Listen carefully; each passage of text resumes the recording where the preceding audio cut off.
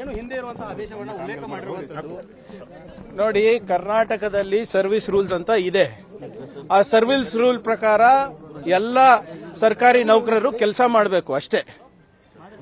ನಾವೇನು ಹೊಸದಾಗಿ ರೂಲ್ಸ್ ಸೃಷ್ಟಿ ಮಾಡಿ ಅಂತ ಹೇಳ್ತಾ ಇಲ್ಲ. ಏನ್ ರೂಲ್ಸ್ ಇದೆ ಅದನ್ನ ಅಕ್ಷರಶಃ ಪಾಲನೆ ಆಗಬೇಕು ಅಂತ ಅಷ್ಟೇ ನಾನು ಕೇಳ್ಕೊಂಡಿರೋದು. ಅದು ಪಾಲನೆ ಆದ್ರೆ ಸಾಕು ಅಷ್ಟೇ. ಇವರೆಲ್ಲ ಈಗ ಸರ್ಕಾರದಿಂದ ಸಂಬಳ ತಗೋತಾರೆ, ಇಂಥ ಸಂಘಟನೆಗಳ ಜೊತೆ ಓಡಾಡ್ತಾರೆ. ಈ ಸಂಘಟನೆ ಯಾವ ರಾಜಕೀಯ ಪಕ್ಷದ ಜೊತೆ ಜೋಡಣೆ ಆಗಿದೆ ಹೇಳಿ? ಪೊಲಿಟಿಕಲ್ ಅಲ್ವಾ? ನಿರ್ಭೀತ, ನಿಷ್ಪಕ್ಷಪಾತ, ವಿಶ್ವಾಸಾರ್ಹ ಸುದ್ದಿಗಳಿಗೆ ಮತ್ತೊಂದು ಹೆಸರಾಗಿರುವ News18 ಕನ್ನಡ ಈಗ ಆಪ್ನಲ್ಲೂ ಲಭ್ಯವಿದೆ. ದಯವಿಟ್ಟು ಇಲ್ಲಿರುವ QR ಕೋಡ್ ಅನ್ನು ಸ್ಕ್ಯಾನ್ ಮಾಡಿಕೊಂಡು ಆಪ್ ಡೌನ್ಲೋಡ್ ಮಾಡೋದಕ್ಕೆ ಮರಿಬೇಡಿ. ನಿಮ್ಮ ಬೆಂಬಲ ಹೀಗೆ ಸದಾ ನಮ್ಮೊಂದಿಗಿರಲಿ. ಧನ್ಯವಾದ. ಪೊಲಿಟಿಕ್ಸ್ ನಲ್ಲಿ ಪಾರ್ಟಿಸಿಪೇಟ್ ಮಾಡಬಹುದಾ? ಪೊಲಿಟಿಕಲ್ ಪಾರ್ಟಿ ಆಕ್ಟಿವಿಟೀಸ್ ಅಥವಾ ಅಲೈಡ್ ಆಕ್ಟಿವಿಟೀಸ್ ನಲ್ಲಿ ಪಾರ್ಟಿಸಿಪೇಟ್ ಮಾಡಬಹುದಾ ಸರ್ಕಾರಿ ನೌಕರು? ಇಲ್ಲಿ ನೋಡಿ, ಇಲ್ಲಿ ನೀವು ಎಷ್ಟೆಲ್ಲ ಬೈತಾ ಇದ್ರಲ್ಲ ಬಿಜೆಪಿ ಅವರು ನನಗೆ. 2013 ಆದೇಶ, 2013 ಆದೇಶ ಮಾನ್ಯ ಜಗದೀಶ್ ಶೆಟ್ಟರ್ ಅವರು ಅವಾಗ ಮುಖ್ಯಮಂತ್ರಿಗಳಿದ್ರು. ಅವ್ರ ಆದೇಶ ಹೊರಡಿಸಿರೋದು ಏನು? ಸರ್ಕಾರಿ ಶಾಲೆಗಳಲ್ಲಿ ಸಿಲೆಬಸ್ ಬಿಟ್ಟು ಶಿಕ್ಷಣದ ಹೊರತುಪಡಿಸಿ ಬೇರೆ ಯಾವುದು ಚಟುವಟಿಕೆಗಳಿಗೆ ಅವಕಾಶ ನೀಡಬಾರದು ಅಂತ. ಅಂದ್ರೆ ಇವಾಗ ಇವರು ಆಂಟಿ RSS ಆದ್ರಲ್ಲ ಮತ್ತೆ ಬಿಜೆಪಿ ಅವರು. ನಾವು ಹೇಳ್ತಾ ಇರೋದು, ಯಾರೇ ಇರ್ಬೋದು, ಅದು RSS ಅವ್ರು ಇರ್ಬೋದು, ತಾಲಿಬಾನ್ ಇರ್ಬೋದು, ಯಾರಿಗೂ ಕೂಡ ಅವಕಾಶ ಕೊಡಬಾರ್ದು.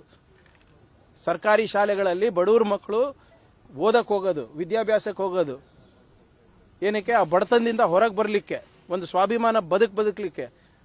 ಅದು ಇದು ಬಿಟ್ಬಿಟ್ಟು ನೀವು ಲಾಠಿ ಕೊಟ್ಬಿಟ್ಟು ಅವರಿಗೆ ಪ್ರಚೋದನೆ ಭಾಷಣ ಹೇಳ್ಕೊಡ್ತೀರಾ ಅಲ್ಲಿ?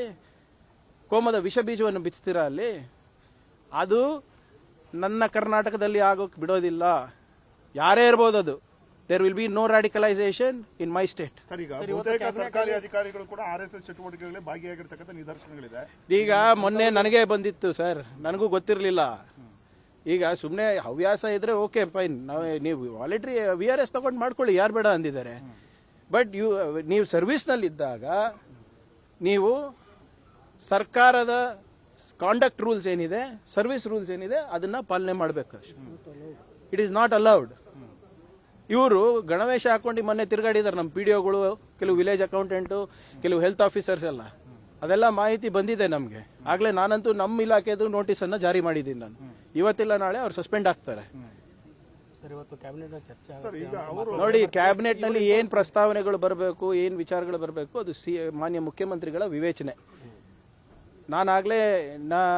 ನಾನು ಮಾನ್ಯ ಮುಖ್ಯಮಂತ್ರಿಗಳಿಗೆ ಪತ್ರ ಬರೆದಿದ್ದೇನೆ. ಅದಕ್ಕೂ ಸಕಾರಾತ್ಮಕವಾಗಿ ಸ್ಪಂದನೆ ಸಿಕ್ಕಿದೆ. ಏನಿದ್ರೂ ಕೂಡ ಕಾನೂನಡಿನಲ್ಲಿ ಸಂವಿಧಾನಿಕವಾಗಿ ನಾವು ಮಾಡಬೇಕಾಗುತ್ತೆ. I am not an extra constitutional authority and nobody is. Sir, ಆಮೇಲೆ ಈಗ ವಂತಿಗೆ ಕೊಡುವಂಥದ್ದು, ಸಹಾಯ ಮಾಡ್ತಕ್ಕಂಥದ್ದು, ಅವರು ಪರ್ಸನಲ್ ಆಗಿ ಮಾಡ್ತಕ್ಕಂಥದ್ದನ್ನ ಈಗ ಯಾವ ತರ ಮಾಡಿ ಸರ್? ನೀವು ಯಾವುದೇ ಸಂಘಟನೆಯಲ್ಲಿ ವೈಯಕ್ತಿಕವಾಗಿ ನಿಮಗೆ ಆಸೆ ಇದ್ರೆ ಹೋಗಿ ಸೇರಿ, ಸರ್ಕಾರಿ ನೌಕರಿ ಬಿಟ್ಟು ಸೇರಿ. ಯಾಕಂದ್ರೆ ನೀವು ಒಂದ್ಸರಿ ಸರ್ಕಾರಿ ನೌಕರಿಗೆ ಬಂದಾಗ ನಿಮ್ದಾದಂತ ಒಂದು ಸರ್ವಿಸ್ ರೂಲ್ಸ್ ಇದೆ, ಕಾಂಡಕ್ಟ್ ರೂಲ್ಸ್ ಇದೆ. ಈಗ ಒಂದು ಸಂಘಟನೆ ಯಾವುದು ಒಂದು ರಾಜಕೀಯ ಪಕ್ಷಕ್ಕೆ ಬೆಂಬಲ ನೀಡುತ್ತೆ ಅಂದ್ರೆ ಅದಕ್ಕೆ ನಾವು ಹೋಗ್ಬೋದಾ? ಅದು ಕಾಂಗ್ರೆಸ್ದೇ ಇರ್ಬೋದು. ಯಾರಾದರೂ ಒಂದು AC ಇರ್ಬೋದು, ಹೆಲ್ತ್ ಆಫೀಸರ್ ಇರ್ಬೋದು, ಯಾವ್ದಾದ್ರು DC ಇರ್ಬೋದು, KS ಇರ್ಬೋದು, IPS ಇರ್ಬೋದು.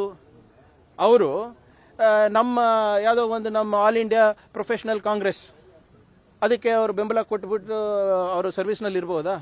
ಇರೋಕ್ಕಾಗೋದಿಲ್ಲ. ಈಗ ಎಷ್ಟೊಂದು ಜನ ನೀವೇ ನೋಡಿ, IAS IPS ಅವರು VRS ಅನ್ನ ತಗೋತಾರೆ, ಅಥವಾ ನಿವೃತ್ತಿ ಆದ್ಮೇಲೆ ತಾನೇ ಹೋಗಿ ಜಾಯ್ನ್ ಆಗೋದು. ಎಷ್ಟೊಂದು ನಿರ್ದೇಶನಗಳಿದೆ. ಸರ್ವಿಸ್ನಲ್ಲಿದ್ದಾಗ ಯಾರಾನ ಅವ್ರ ಬಣ್ಣ ಬಯಲಾಗಿತ್ತಾ? ಇಲ್ಲೇ ನೋಡಿ, ಉದಾಹರಣೆಗೆ ಎಷ್ಟೊಂದು ಜನ IPS ಅವರು ಇವತ್ತು ಸಂಘ ಪರಿವಾರ ಪರವಾಗಿ ನಿಂತಿದಾರಲ್ಲ. ಸರ್ವಿಸ್ ಇದ್ದಾಗ ಸಂವಿಧಾನದ ಪಾಠ ಹೇಳ್ತಾ ಇದ್ರು, ಜಾತ್ಯತೀತ ತತ್ವದ ಪಾಠ ಹೇಳ್ತಾ ಇದ್ರು. ಇದೇ ನಿಮ್ಮ ಅಣ್ಣಾಮಲೈಯವರು ಈ ಟಿಪ್ಪು ಸುಲ್ತಾನ್ ಬಗ್ಗೆ ಹಾಡಿ ಹೊಗಳಿದ್ರು. ತಮಿಳುನಾಡು ರಾಜಕೀಯ ಬಿಟ್ಟ ತಕ್ಷಣ ಇದೇ ಟಿಪ್ಪು ಸುಲ್ತಾನು ಎನಿಮಿ ನಂಬರ್ 1 ಆಗ್ಬಿಟ್ರ ಅವರಿಗೆ. ಸೊ ಏನೇ ಇದ್ರು let us be as per law ಅಂತ ಅಷ್ಟೇ. ನಿರ್ಭೀತ, ನಿಷ್ಪಕ್ಷಪಾತ, ವಿಶ್ವಾಸಾರ್ಹ ಸುದ್ದಿಗಳಿಗೆ ಮತ್ತೊಂದು ಹೆಸರಾಗಿರೋ News18 ಕನ್ನಡ ಈಗ ಆಪ್ನಲ್ಲೂ ಲಭ್ಯ ಇದೆ. ದಯವಿಟ್ಟು ಇಲ್ಲಿರೋ QR ಕೋಡ್ ಅನ್ನ ಸ್ಕ್ಯಾನ್ ಮಾಡಿಕೊಂಡು ಆಪ್ ಡೌನ್ಲೋಡ್ ಮಾಡೋದಕ್ಕೆ ಮರಿಬೇಡಿ. ನಿಮ್ಮ ಬೆಂಬಲ ಹೀಗೆ ಸದಾ ನಮ್ಮೊಂದಿಗಿರಲಿ. ಧನ್ಯವಾದ.